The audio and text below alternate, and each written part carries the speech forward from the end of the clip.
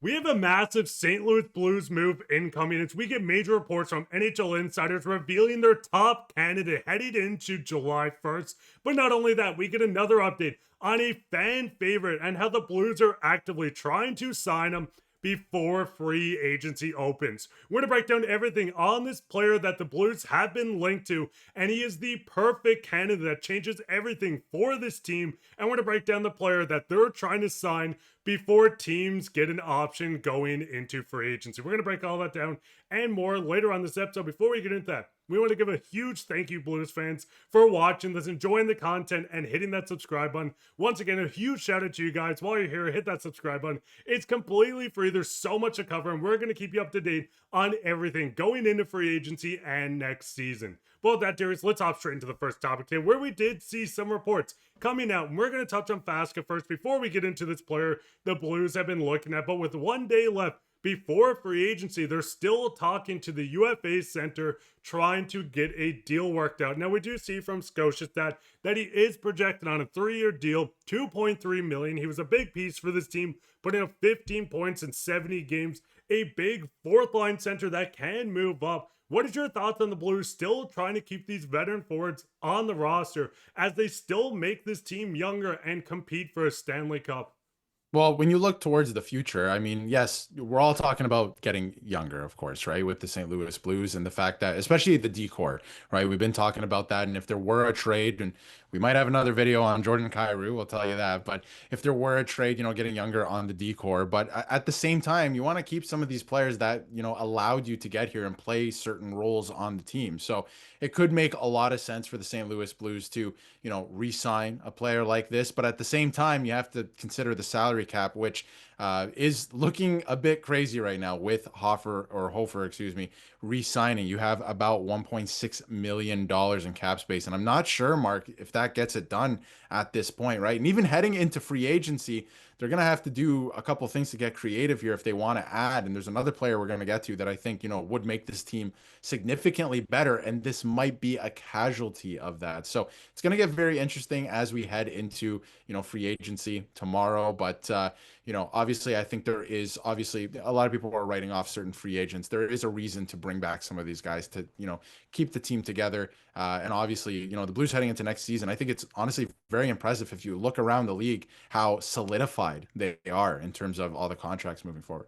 And I mean, the thing with this is we know Krug is most likely going to go on LTI or miss the season, so you do get the extra 6.5, but it's still a team that has to get creative. We're going to touch on very shortly the center they're linked to, but if you want to bring in more guys, if you want to bring back some veterans on this team, they're going to have to figure out their cap situation. Maybe they move on from Leddy, maybe they move on from someone else in the bottom six, but it does seem like this team is poised to continue getting better. They've already shown they can take the President's Trophy winner to the Game 7, which we all wish the Blues won, but we know this team is going to continue to compete. But Blues fans, what are your thoughts on Fasca being linked to come back to the Blues? What kind of contract would you give him? Are you fine with a 3-year deal at 2 point something per year? But with that, we'll hop straight into what everyone clicked on this for, where we did get some big reports coming out from Cam Robinson of elite prospects, and he said there is a very healthy market for Granlund, who is expected to hit the market tomorrow. Among the teams preparing offers, the St. Louis Blues, and who cares about the other two?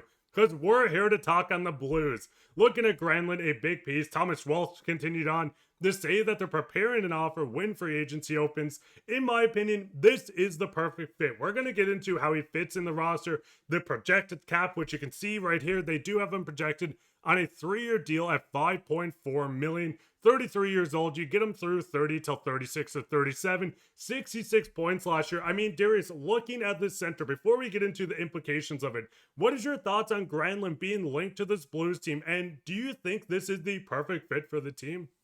We'll talk about the money in a second because that's its own thing, really, and how this would work for the St. Louis Blues. But in terms of fit, this is the perfect second line center for a lot of teams, and especially the St. Louis Blues. This is a guy who, while being, a little bit shorter and a little bit of a smaller player, plays a heavy style that I think that really lends to what the Blues were doing and what Jim Montgomery has brought to the table and how the Blues want to play. And like how a guy like even Braden Shen plays. Again, he's not as big as Braden Shen, but he likes to play that style. He can also put up points. Like you said, a pretty impressive year. And playing with the San Jose Sharks for the majority of the year, which, they're not a great team, right? So that has to count for something. So I do think it's interesting that the Sharks are linked to him as well, that they might make him an offer. Of course, he played there last year, and he was traded to the Dallas Stars after, where he did find success in the playoffs. He has, a lot of experience in the league, a lot of experience in the playoffs. I think he would be a perfect second line center option. Now, in terms of the money, when you look at the projections, you have to keep in mind that a lot of these don't account with the model for the fact that the salary cap's going up an absurd amount over the next couple of years.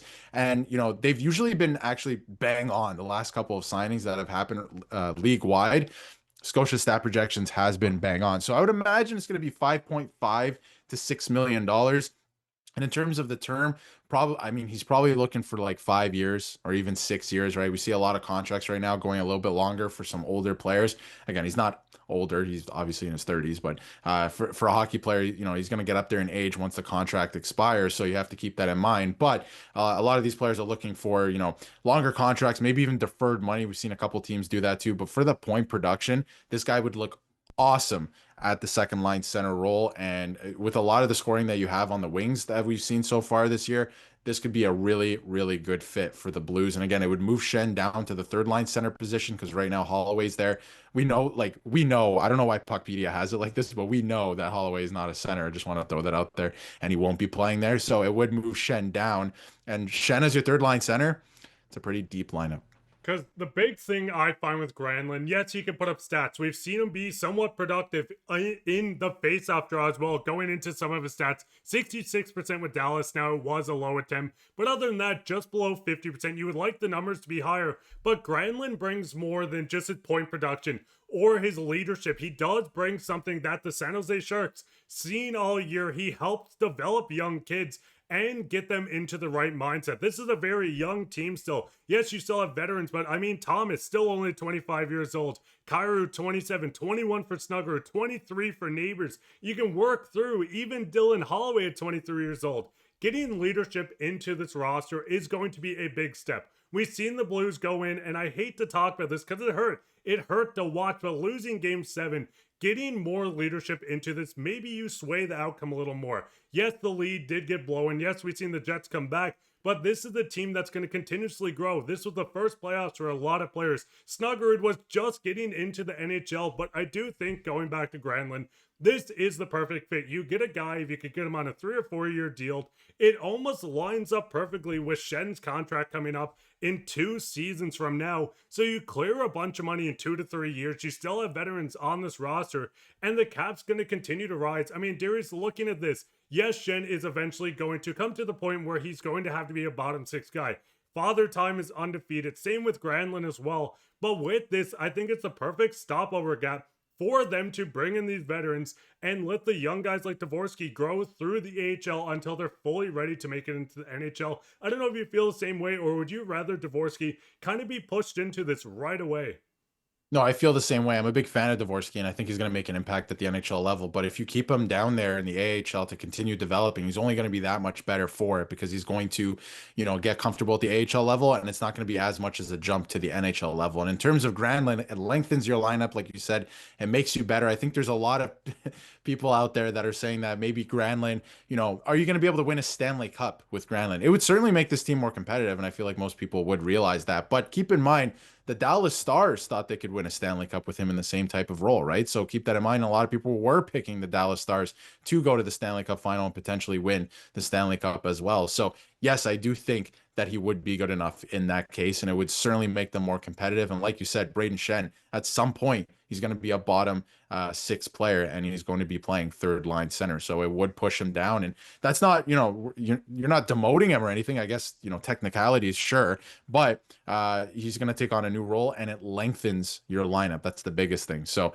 I think it would be a very smart move. But again, the cap, they gotta make some moves. And obviously, with the LTIR space that Krug will open up, it does certainly help. But that only kicks in, around the start of the season. But Blues fans, what are your thoughts? What's your thoughts on them looking to bring back veterans to this roster before free agency opens and someone else can poach them? What is your thoughts on Granlund being on the top of the list for St. Louis going into free agency? because we think it's a perfect fit. Obviously, there's a lot of names that are out there. If there's anyone in particular that you want them to go get, leave a comment down below. Even if it's Sidney Crosby, let us know, because that would be awesome seeing him in the blue. But the biggest thing is go ahead and leave a comment, leave a like, subscribe, share this with your friends. We have so many videos lined up for tomorrow while signings come through, extensions, everything you want to know on the Blues will be covered here. So don't miss out on that. But I've been your host, Mark, with my co-host Darius, and take care.